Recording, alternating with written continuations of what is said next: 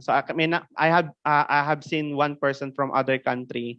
Well, hi to you, sir. So this is another questions I want you to answer. Write down in the comment section with the hashtag Sir Ellie. What is the deal? So what is artistic and creative literacy is for? How important creative and artistic literacy to a teacher? All right. For those non-teaching student, for those non-student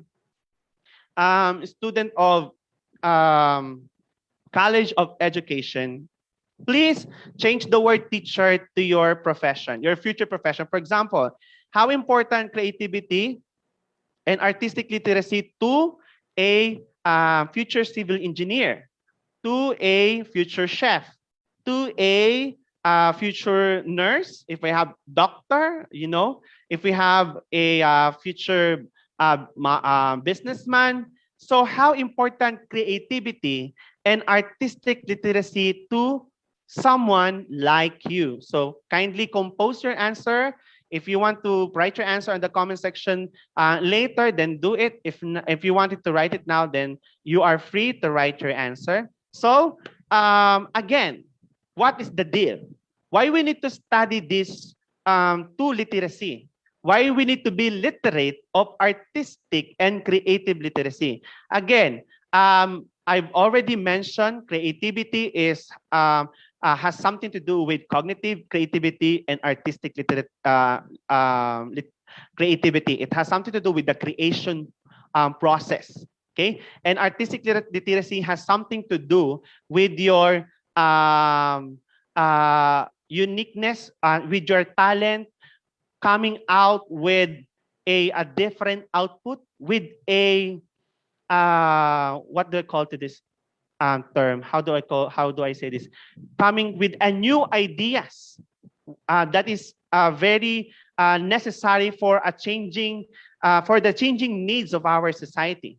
So that's creative and artistic literacy. Now, why it is important and how we can apply this. So let me proceed to another part of my discussion, which is the use of artistic and creative literacy. Okay, now let us first differentiate creative and artistic. Being creative is building a house, while being artistic is decorating a house. So that's the difference of the two. Creative, it's the art of creation. Artistic, it is the art of decorating or coming out with a unique design, a very beautiful and excellent design. So that's the difference. Being creative is baking a yummy cake, and being artistic is baking a pretty cake. So that's a simple explanation of what the difference of the two. So we can say that all of us can create because we can create anything we want. We can write a song, we can compose, we can bake, we can cook, we can dance, we can do anything.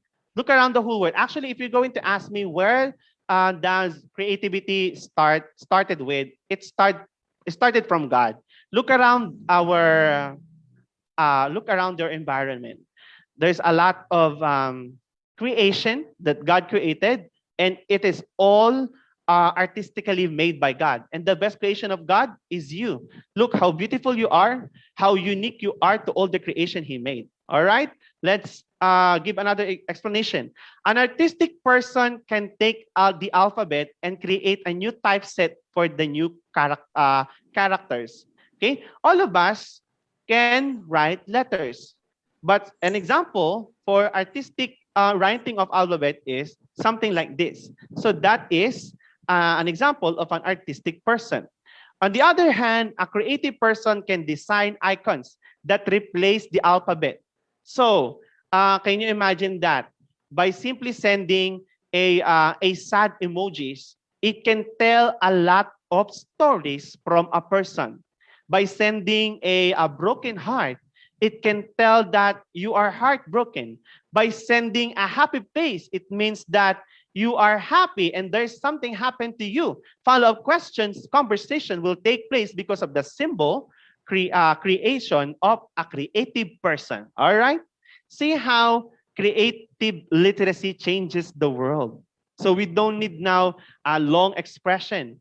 Sometimes in social media, we are now using emojis to express our feelings, emotions. There's a movie about emojis, you know, and it is a product also of creative literacy and artistic literacy. See, Marvel movies.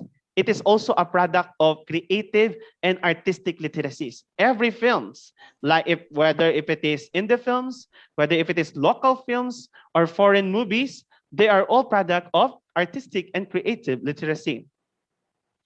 Okay, so now this is the answer for what is the deal? How important creative and artistic literacy to a teacher? This is the answer. As teacher, we need to be artistic and creative in, number one, teaching a lesson. So you cannot teach a lesson if you're not creative and if you're not artistic. So why?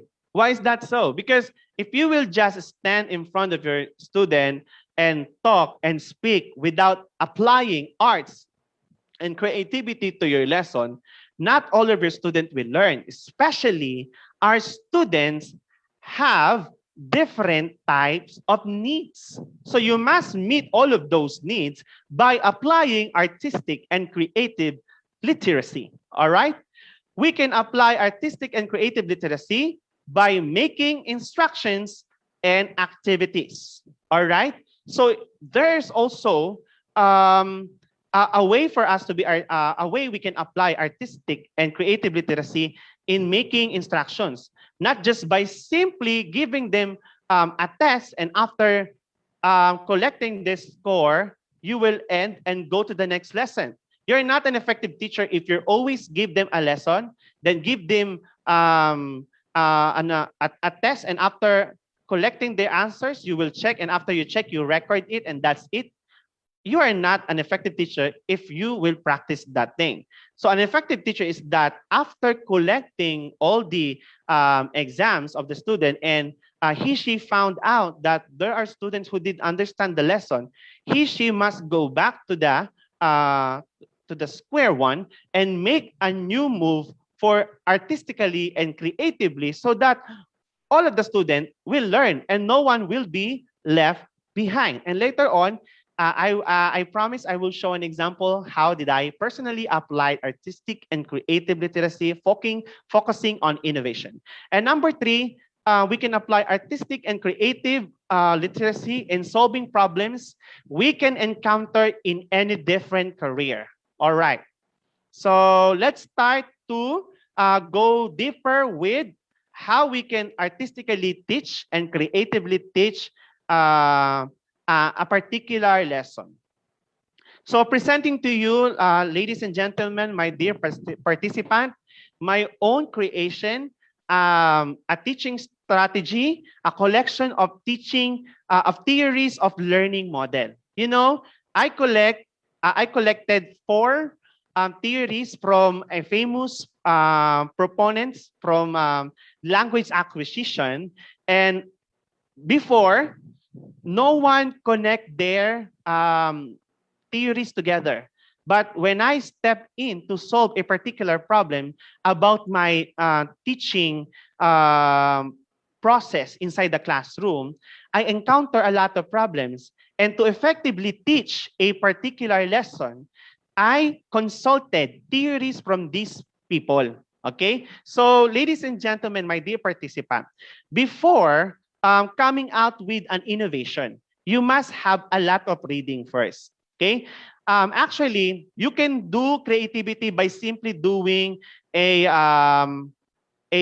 song, a dance in front of the class. But that is very simple. And it could really just solve a particular problem, how do I say this?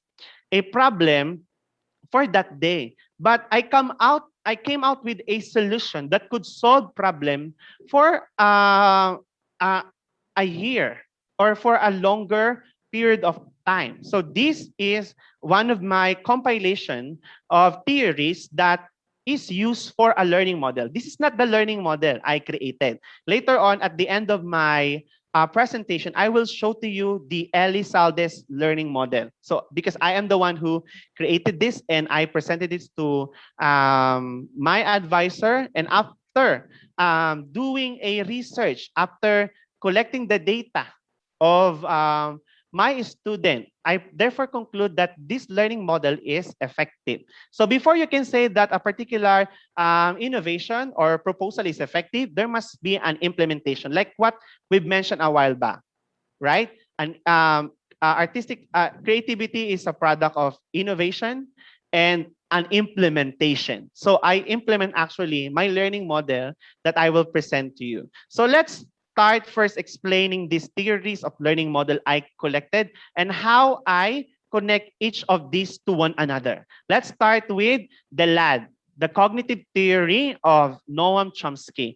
Actually, the cognitive theory features language acquisition device. It is the one I mentioned a while back. It is what I mentioned a while back about when a baby is inside the womb of a mother, they started to learn already. So when they came out, there is a stock knowledge inserted already to them. So when they are hungry, they will just cry to get the attention of their parent. So that is the language acquisition device. And when they grow, when they are not yet studying, they can learn already from their environment. All right? It depends on how the parent designed the environment. You know, future parents, students, if you become one, and if you have young ones, ask your parents to create the environment with full of learnings with yes, with full of learnings with surrounding them, rather. Okay, so I use the theory of Noam Chomsky to start where the student, to start at the level of the student. So how can I do that? So first of all, of course, I made an assessment to check the level of my student because one time, at the very first time that I taught in a private school institution, I encountered students with different level of intellect. So what I did is that I assessed their needs first, and I gave and I started from what they knew. So if you, teachers must be passionate. You must start with what they knew already, and then develop them, nurture them, so that again, no student will be left behind. If one by one is necessary for the development, do it. It is a job of a teacher. So do not just give up in educating, for example, below average student. You can encounter a lot of students in your future career, especially to teachers. If you have companions who are weak, you can educate them and apply this. Start with the knowledge of to their level and educate them little by little for their development. Okay, so by use of Noam Chomsky's theory, I started with the level of the student, and I now communicated with Stephen Krashen by seeking his study about monitor theory. So yes, I started with their learning, and now I'm on the teaching process. And while on the teaching process, you should monitor their learning. And what Krashen taught me is that acquisition happen when they fully understand one particular competency. Is that clear? So yes, you must ask the student if they understand. And if you are already sure that understanding is already there, you can now pace to another level. So by this stage, simple question like using higher order thinking skills. You know, HATS, it is the higher order thinking skills. While you are explaining in an online class, you can use higher order thinking skills. Like, for example, you raise a question and you want them to answer it immediately for your assurance that they are learning. So that is one way of making us sure that there is understanding. And after teaching or monitoring the learning process, I now consulted the theory of Rod Ellis. It is the practice theory and the consciousness raising, be it formal or informal teaching. But in this setup, since I'm catering students in the time of pandemic, everything now in the field of education is in the informal setting. So I created a module that will informally teach them and will require them to answer different activities that will make them practice competencies leading to a mastery. Is that clear?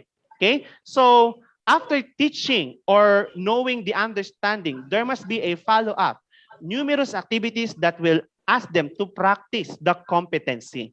And now, last but not the least, the theories of Lev Vygotsky. Did you know Lev Vygotsky? He proposed the idea about zone of proximal development. And with his idea of zone of proximal development, I took from him the strategy of explicit teaching.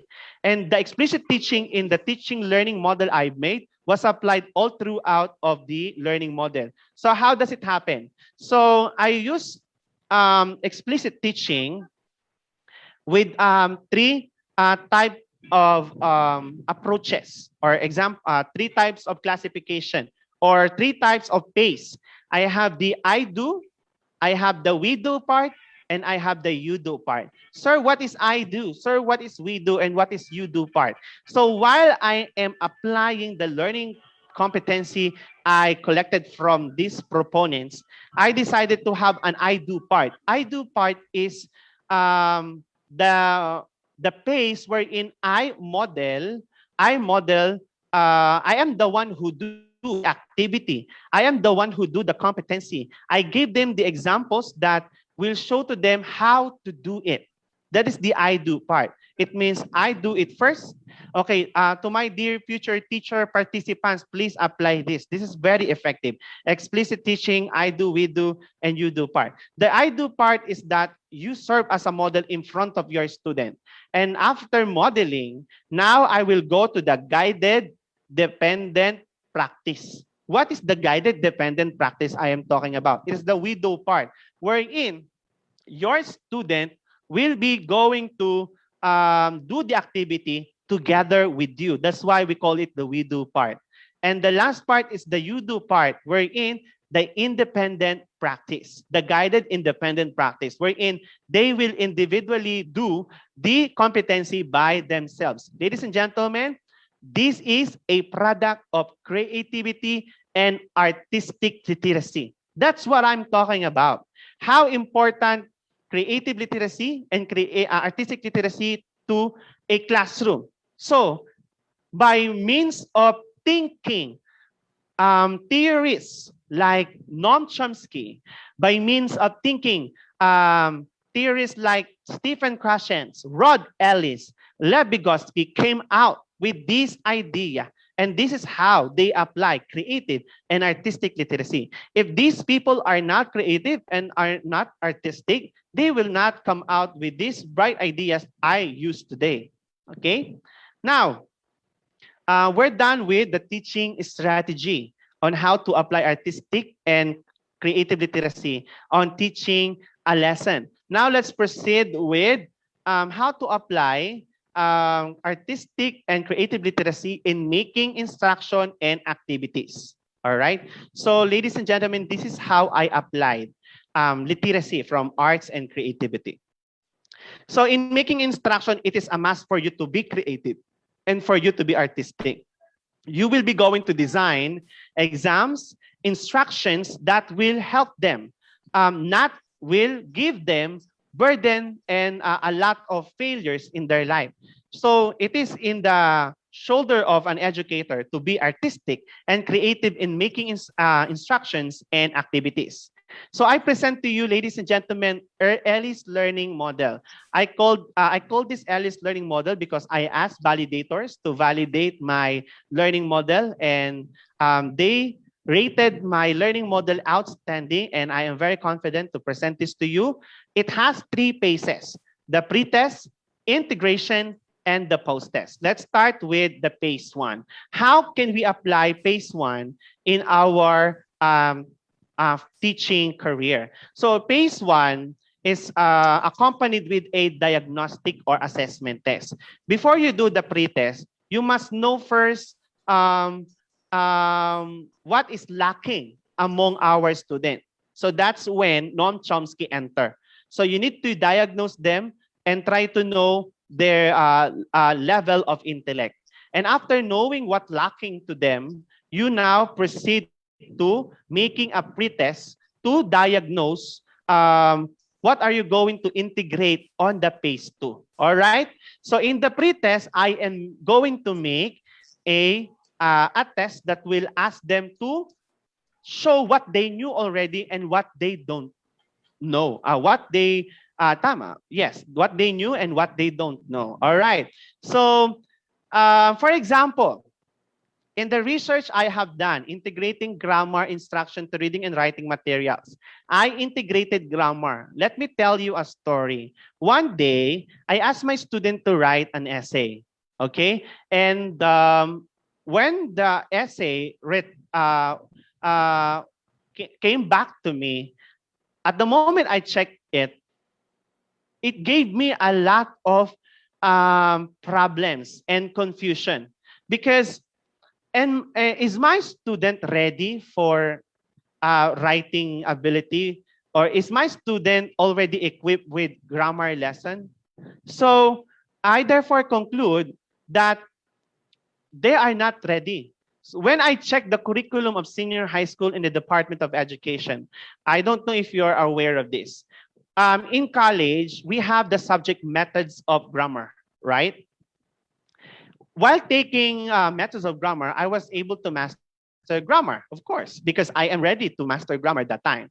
And K to 12 came in. We added 2 years in our educational system in the K to 12. So the K to 12, it added grade 11 and grade 12. But when I check all the English subject, one subject is missing. What subject is that? No other than but the methods of grammar. Let me read it. Let me state it one by one.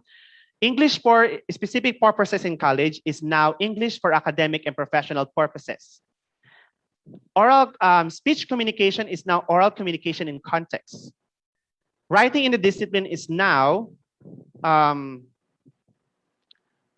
reading and writing skills in the senior high school level. But when I asked my superior, my trainers, our supervisors in the DepEd, where is methods of grammar? Why it is missing? Are students ready to write, or do they already mastered grammar lesson? So I therefore conclude that the curriculum, there is a study, okay? I am not accusing, I must be careful. There is a study mentioned that RWS requiring student high competency, or it is very demanding for the student. And the study found that there must be some modification and reviews of the curriculum so that it could really fit on the level of our student. And that is my study actually. All right. So, but I found related literature to prove that the current curriculum is actually too heavy for our students. So that is when I came out with an innovation like integrating grammar to the subject reading and writing skills. So that is the phase 2, the integration part. And after the integration part, I will give again the same test, or if you want to do other tests, but make sure that it will test your integration process. So the last phase for my learning model is the post-test, wherein I'll be going to test if they already developed the lack of competency they didn't master. All right. So that's it. It happened that way. So my learning model composed of 3 phases, which is the phase 1 pretest, phase 2 integration, and the phase 3 post-test. I want to talk to my participant from College of Education, before you start your teaching career, it is a must for you to diagnose your student. And you can apply my learning model as I proved to my study that it was effective. And this is the study I made. So example, the last part of my discussion, which is the solving problem, we can apply artistic and creative literacy in solving problems we encountered in our own field. So I encountered problems about the writing of my student. So with the use of creative and artistic literacy, I came out with an innovation, and that innovation I made was being implemented to my school itself, and I found that it was useful, and we can definitely say that creative literacy and artistic literacy is effective. It's a must for us to learn. And therefore, we concluded that we can apply creative and artistic literacy to teaching a lesson, making instructions and activities, and solving problems. Thank you and God bless. That's the end of my presentation. The floor is now open for question and answer portion or